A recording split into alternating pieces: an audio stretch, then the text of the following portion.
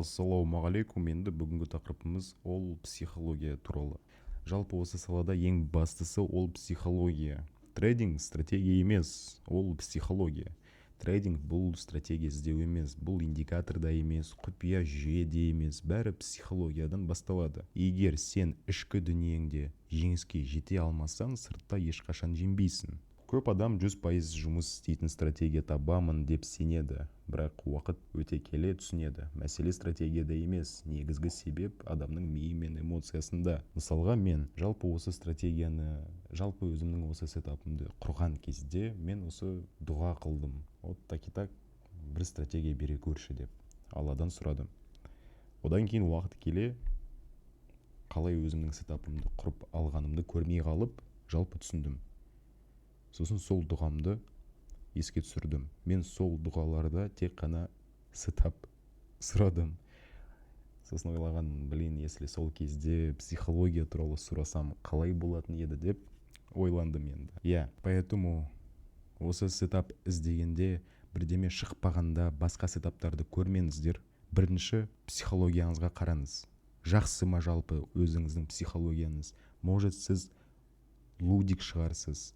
Соларды көріп, шешімге келіңіз. Егер сен бүгін нарыққа кіріп, бірден ақша табамын деп ойласан, бұл дұрыс емес. Нарық циклды. Кей күндері мүлде сауда болмауы мүмкін. Вот ондай сезіммен емес, нақты ережемен ғана әрекет ету керек. Күн сайын, сағат сайын сауда жасау міндет емес. Таңертең тұра салып, бірден сделка ашу деген үлкен қате. Оның барлығы негізі миға давлениемен болатын нәрселер. Әрі қарай эмоциямен сауда.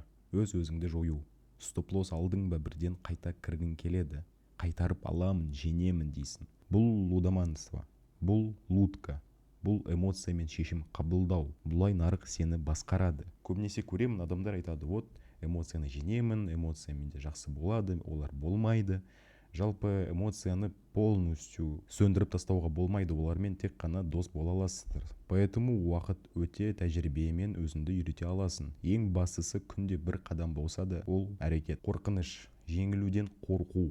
Көп трейдерлер стоп қоймайды. Баға қазір қайтады деп үміттенеді. Бірақ нарық ешқашан сен қалағандай жүрмейді. Соңында уже как положено минус болады. Екінші вид ол қандай? Мысалға, адамдар осылай позиция ашады. Міне қараңыздар. Осылай позиция ашады адамдар. Take profit'ті осы жерге қояды мысалға. Так, мынаны сәл осылай істейін. Қараңыздар. Мысалға, адамдар осы жерден ашады. Адамдар мысалға осы жерден лонгқа алады. Баға жақсы, баға үстіге кетті. Бірақ баға коррекция жасаған кезде адамдар не істейді? Адамдар қорқып шығып кетеді.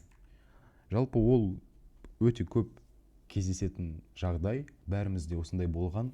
Жалпы ол қалай болады? Қараңыздар, мысалға, сіз осылай кірдіңіз. Қазір мен сіздерге осылай көрсетемін. Мысалға, сіз осылай кірдіңіз лонгқа, Вот. График келе жатыр. Міне. Лонг, все хорошо, сіз уже қуанып жатсыз. Қазір мен осы сделкадан 6,5, почти 7 эррор аламын деп. И бір сәтте баға хорошо, баға кетіп қалды. Сосын бір сәтте баға осы жаққа бара бастайды, қараңыз. Енді сізде опыт болмаса, бірнелеріңіз болса, онда сіз уже осы жақта ойбай уже настроениеңіз түсіп кетіп, уже білмейсіз да, уже осы жерден жаба саласыз ба, или вообще осы жаққа келсе сразу минуспен жаба саласыз. Бірақ былай ойласаңыз, қараңызшы, осы take profit пен stop loss ол жайдан жай шықпаған нәрсе ғой. Мысалға қалай, мен өзім, мынау айтады ғой, безубыток. Осы безубытокты мен вообще қолданбаймын. Неге десеңіздер? Потому что осы безубыток қою ол бір адам айтқандай недоверие к своей идее. Вот, сол үшін мен осы безубытокты қолданамын, бірақ өте сирек. Поэтому мен сделка ашқан кезде или стоп, или take деп отырамын. Поэтому мен сіздерге солай вот совет беремін. Если сіздер графикті ашсаңыз, точнее, сделканы ашсаңыздар, өзіңізді ұстай алмасаңыздар, онда қай жерден торговля жасайсыз? Метатрейдер болсын, S-трейдер болсын, матч-трейдер болсын. Просто алып терминалды өшіре салыңыздар. Болды. Жалпы мен осымен күрескен кезде, мен осылай просто осы стопқа не қойып, будильник қойып, не мына жерде бағамен етсеңіздер, мына жерде плюсик тұрады. Осы плюсикқа басқан кезде, бұл не? Бұл симулятор, поэтому бұл жерде қойылмайды. Бірақ мынау плюсикке басқан кезде добавить уведомление деген нәрсе тұрады. Вот соған басып уже кете берсеңіздер болады. И сразу тейкке қоюға да болады. И все. Мен осылай өзім күрестім. Екінші вариант ол просто MetaTrader'ды алып өшіре салу. Болды. И все. Сіз, допустим, осы жерден сделка аштыңыз, и баға не істеді? Баға кетіп қалды.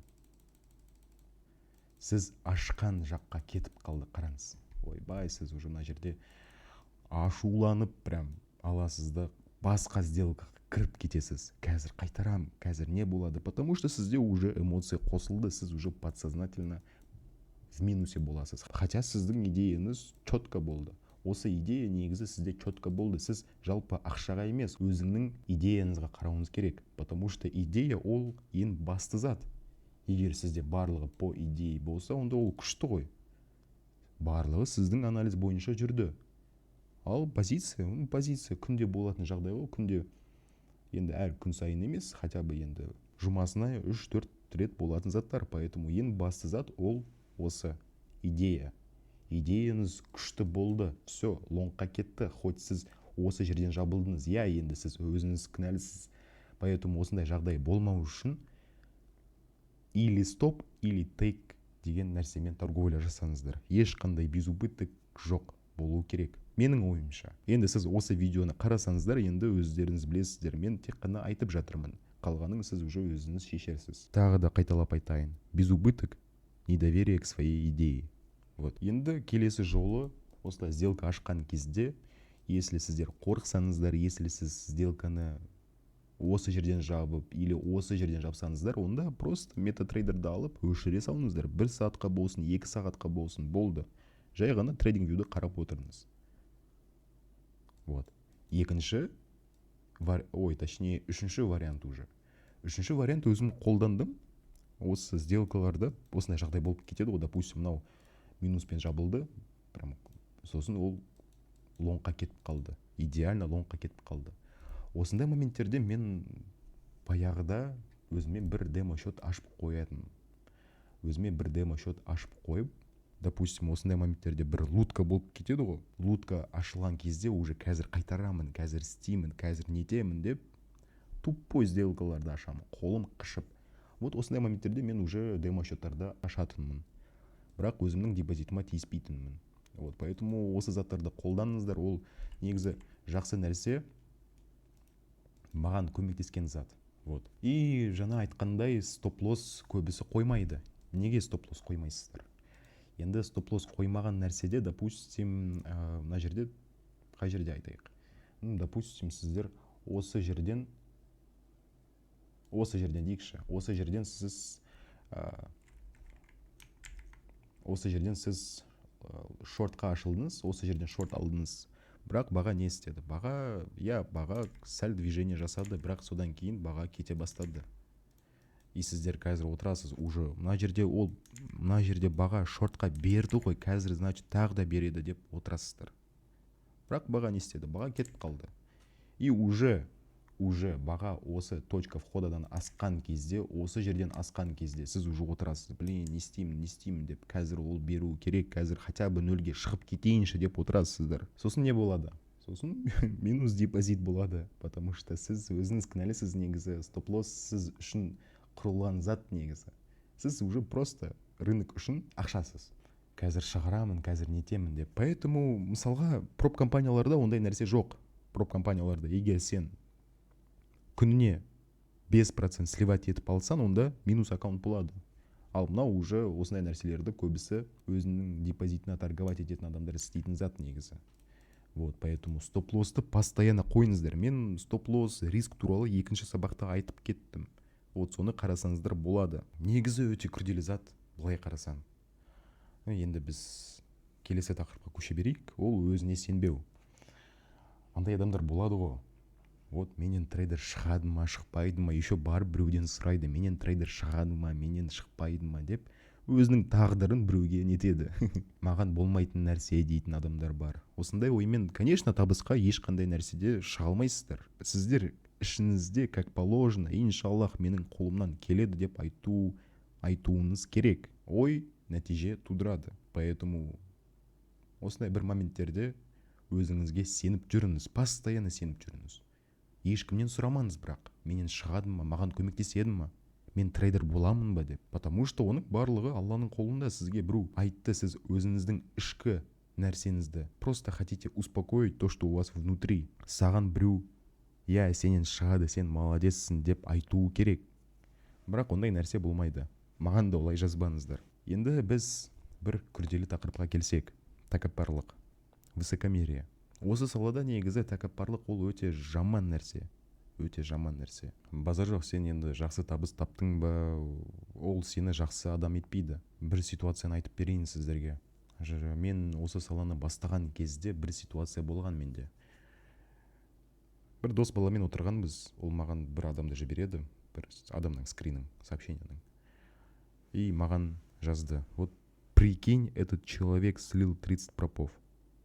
И мен өзімнің неконтролируемо посмеялся, өзім байқамай қалдым.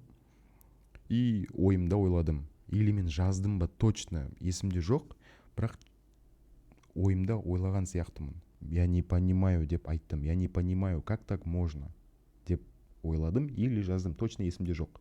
Өтірік соқпайын. Вот. Сосын не болды? Сосын 40 пропакаунт сливать еттім. Ал сол кезде, осы ситуация болған кезде, мен сол кезде бірінші пропакаунтта торговля жасаған болатынмын. И сонында уже 40 пропакаунт сливать еттім. Поэтому ешқашан өзіңізді қатты ұстамаңыздар.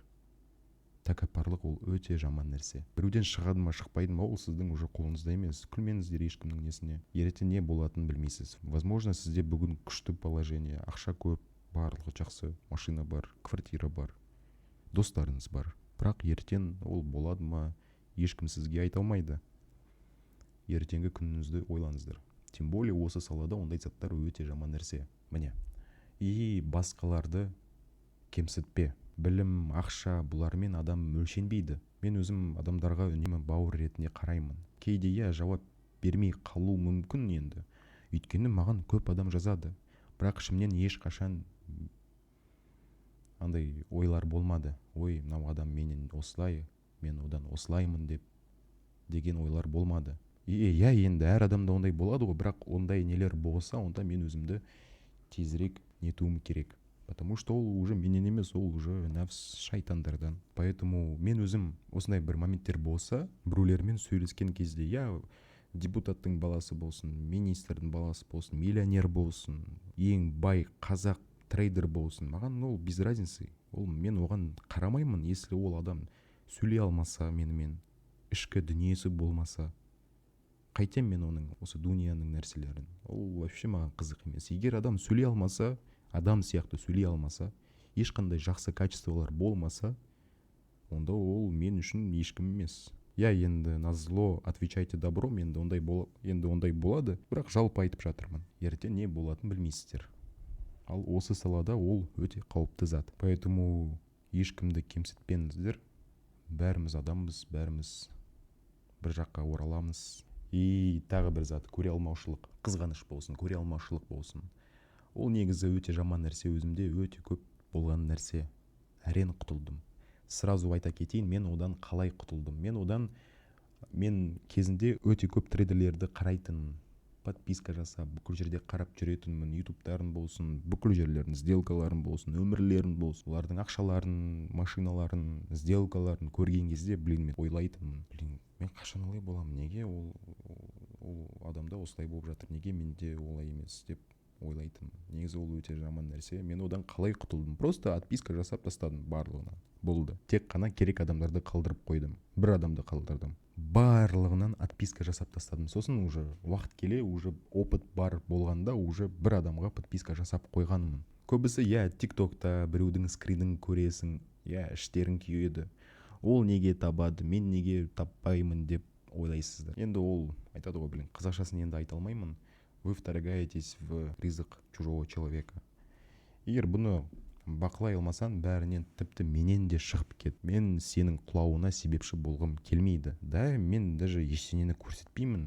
мен жай ғана сауда жасаймын, адамдарға көмектесемін, потому что маған ол керек емес зат, и сіздерге де керек емес зат. Поэтому если сіздерде ондай зат болса, онда тезірек әрекет жасаңыз. Әрекет жасасаңыз, енді по-любому сіз алла қаласа құтыласыз ондайдан. Бірақ ол өте жаман нәрсе. Ешқашан қызғаныш болмасын сізде. Біреудің нәрсесін көрсеңіз, машаллах, күшті, енді иншаллах менде де болады деп айтуыңыз керек. Енді вот осы маған көп трейдерлер жазады, осы трейдер болатын адамдар, трейдер болғысы келетін адамдар жас туралы. Мен негізі жас туралы айтқанмын, бірақ мен жас туралы 35+, менде видео бар осы YouTube каналымда. Жасы бар адамдарға арналған видео. Бірақ енді осы видеода мен жас туралы айтқым келеді. Жалпы жас ерекшелігі. Негізі қазір осы салада мындай молодой балалар бар, солай қаптап кеткен нәрсе уже болып кеткен осы сала. 14-18 жас. Жалпы 14-18 жастағы адамдар, мысалға айтады, 14 жастағы адам болып алып, мен қазір осымен айналыссам 18-19 жасымда мен миллионер боламын, анау боламын, мынау боламын, уже басында уже кино құрып алған уже. Бірақ сен әлі ата-анаңмен тұрасың. Сен уже уайымдамайсың. Бүгін не ішемін, не жеймін деп уайымдамайсың. Ешқандай уайымдау жоқ. Жауапкершілік жоқ. Сен әлі толық қалыптаспайсың. Поэтому қатты надежда берме. Әрине, невозможные вещи не бывают, но оның барлығы негізі статистика. Мен көріп жүрген жағдай. 18-22 жас. Негізі ол идеальный уақыт. Бірақ көп адам уақытты жай өткізеді. Енді ондай өмірмен сіз алысқа бармайсыз. Егер сіз полный фокусты осы трейдингке істесеңіз, онда алла қаласа сізден жақсы трейдер шығады. Бірақ уақытыңызды жай өткізбеңіз. Ол идеальный уақыт. Осы полный фокусты бір нәрсеге қою. 23-27 жас. Уже ол жастарда уже қысым басталады. Ойбай, қашан үйленесің, қашан табыс шығарасың. Сен уже өзің ойлайсың, блин, қайдан табыс табамын, қалай істеймін, қалай көлік аламын, қалай отбасымды асыраймын. Не то что ата-анаңды, но и өзінің отбасыңды қалай асырайсың деген ойлар болады. Қоршаған орта қысым жасайды. Бұл кезде трейдингпен жұмысты бірге алып жүру уже керек. Потому что сен полный фокусыңды трейдингке қоя алмайсың осы жаста. Саған уже бір жұмыспен оны қосып алу жүру керек. Өйткені қиын болады. 28-35. Ойбай, осы жастар уже сәл андай бар ғой, уже бір қорқынышты жастар. Енді қатты қорқпаңыз енді, бірақ мен айтып жатырмын. 28-35 жастағы адамдар, ол уже бала шаға, жұмыс, кредиттер, ипотека. Уже ондай нәрселерде уже сен по приколу жұмыстан шыға алмайсың. Сенде енді тәуекелге уақыт жоқ. Құтқарушы іздейсің сен уже. Потому что ол адамдарда уже миыларында режим выживания қосылады. Ақша табу керек. Неважно қалай, бірақ ақша табу керек. Сен білмейсің даже қалай ақша табасың. План жоқ, бірақ саған ақша табуың керек. Уже все, режим выживания миыңызда қосылды. И уже любой затқа қараған кезде ешқандай анализ жасамай сіз ала бересіз. Курс болсын, басқа сала болсын. Басқа салаға алып ақша саласыз. Ешқандай аналитика, ешқандай нәрсеге анализ жасамай, сразу просто істей саласыз. Потому что сіздің миыңыз режим выживания қосты. Енді ондай нәрседен абай болыңыздар, әр нәрсені қарап жүріңіз, әр нәрсеге анализ жасап жүріңіз. Егер даже сіз біреуден курс алсаңыз, адамдармен ақылдасыңыз. Жасы кіші адамдармен ақылдасыңыз. Желательно. Маған да жаза аласыз, мен сіздерге жауабын берем негізі. Вот. 35-45 жастар плюс.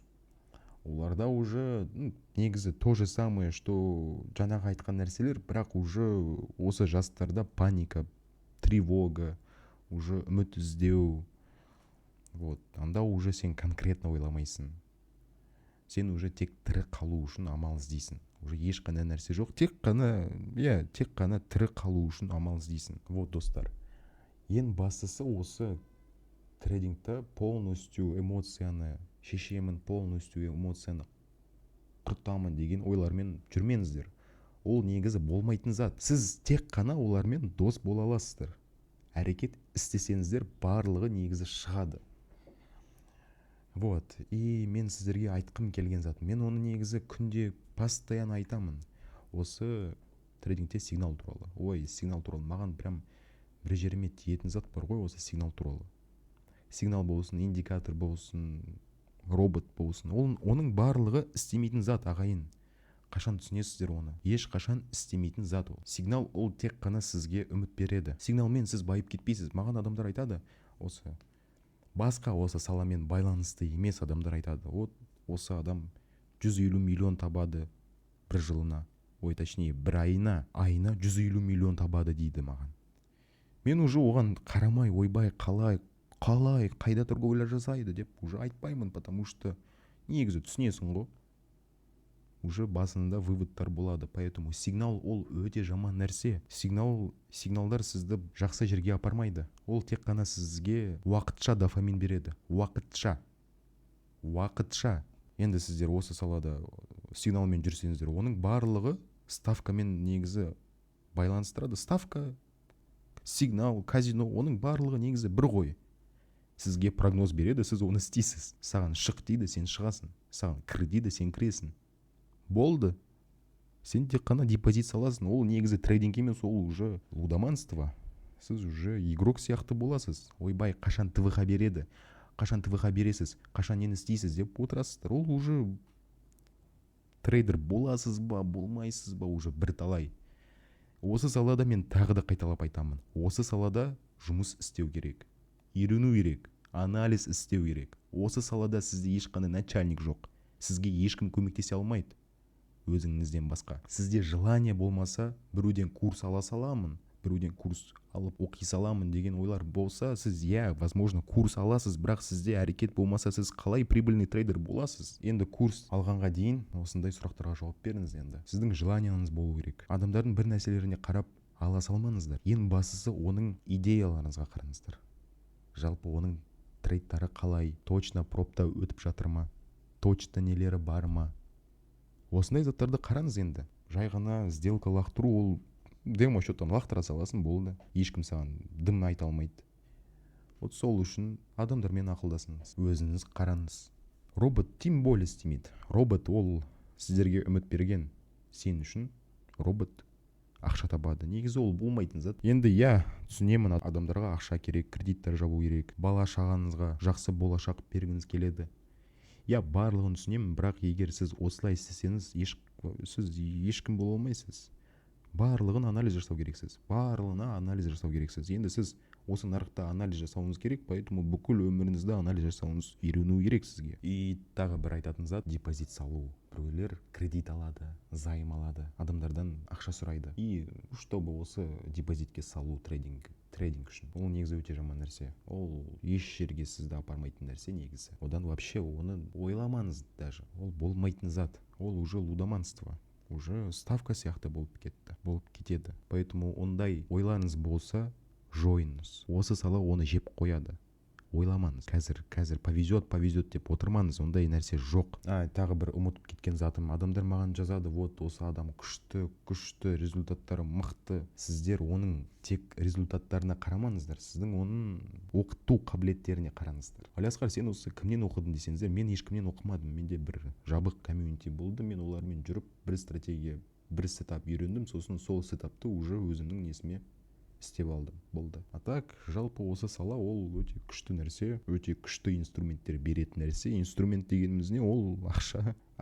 Қазір мысалға мен осы трейдингпен айналысқаныма уже 3,5 жыл болып қойды. Қазір мен енді уже осы трейдингтің арқасында уже басқа заттармен айналысамын. Өзіме осы трейдинг ол хобби сияқты, өзіме қатты ұнайтын нәрсе. И менен көп адамдар сұрайды осы трейдинг үшін кітаптар, қандай кітаптар оқимыз деген сұрақтар келеді. Қараңыздар, ең күшті кітап, маған көмектескен кітап, мен оны 3-4 рет оқыдым, или 4-5 рет па, примерно солай.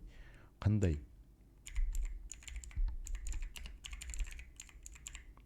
Зональный трейдинг. Марк Дуглас. Өте күшті кітап. Енді қазақшасы бар ма жоқ па, бірақ орысша білмеймін дейтін адамдар, ол тек қана сылтау негізі. Поэтому если желаниеңіз болса, онда осы кітапты оқыңыз. Енді осы салада ең маңызды зат ол журнал жазу, журнал нету, барлығы негізі осы журналмен қатысты заттар, ол өте маңызды зат. Мен негізі осы журналға өте көп уақыт кетірдім.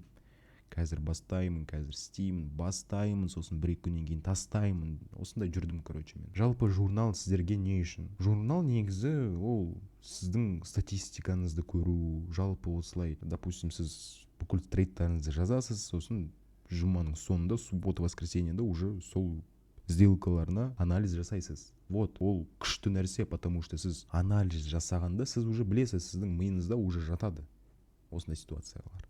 Вот, поэтому журнал ол өте керек зат. Я мен түсінемін, қиын зат енді журнал, Notion болсын, Telegram болсын, қиын зат негізі журнал жүргізу.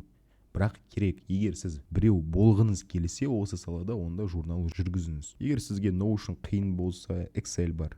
Excel қиын болса, Telegram канал бар. Telegram канал ашып қойып біреуді, бір адамды қосыңыз. И сол адамға көрсетіп отырыңыз. Болды. И осылай сізде ақырын әрекет жасап жетістікке жетесіз. Енді қорытынды. Трейдинг сигнал емес, кнопка басу емес, иллюзия емес. Бұл сенің ішкі тәртібін, сенің миың, сенің сабырлығың. Сен нарыққа тәуелді болма. Сен ең бастысы нарыққа тәуелді болмауың керек. Адамға да тәуелді болмауың керек. Бәрі өзіңе байланысты. Енді сұрақтарыңыз болса, жаза беріңіз маған. Түсіндіремін, айтамын. Енді осы біздің 3-ші сабағымыз болды. Осыдан кейін енді прямой эфир жасасақ жақсы болады. Ал енді біз осы сабағымызды аяқтаймыз. Тыңдағандарыңызға рахмет. Енді оны до конца қарасаңыздар, комментарий, лайк жазып жіберіңіздер, басып кетіңіздер. Болды, осымен аяқтаймыз. Рахмет. Ассалаумағалейкум.